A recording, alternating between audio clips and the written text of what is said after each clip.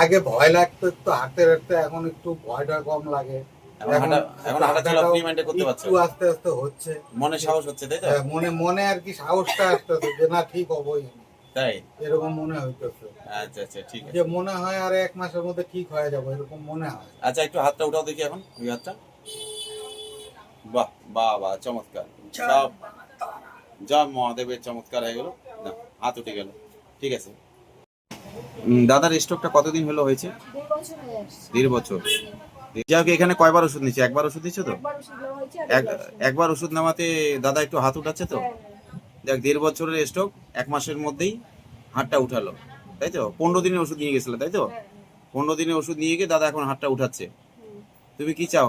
আর কি চাও বলো? আর একটু ভালো। বাবা, নাম বলো তোমার। আমার নাম রানা সরকার, বাড়ি কোথায়? আলিপুরদুয়ার। আলিপুরদুয়ার। মা, তোমার নাম বলো।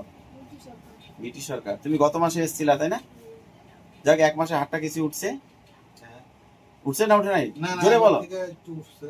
আগে তো উঠতোই না, তো এখন উঠছে। এখন হাতটা উঠছে তো? অনেকটাই উঠছে। কি মা, আগের থেকে উঠছে? উঠছে না উঠে নাই? আগের থেকে উঠছে। কেন? তা খুশি হও না কেন বাবা? আমি এত কষ্ট করে কাজ করছি, খুশি হবার তো, তাই না? উঠছে। যাই হোক, মা অনেক আশা নিয়ে এসেছিল, বাবা অনেক আশা নিয়ে এসেছিল। 1 মাস আগে হাত উঠছিল না, এখন 1 মাস পরে হাতটা উঠলো। আমাকে ভালো লাগলো। সকলে এইভাবে হাসি মুখে বাড়ি যাক। ঈশ্বর যেন এইভাবে আশীর্বাদ করে আমি যেন সকলকে হাসি মুখে বাড়ি পাঠাতে পারি।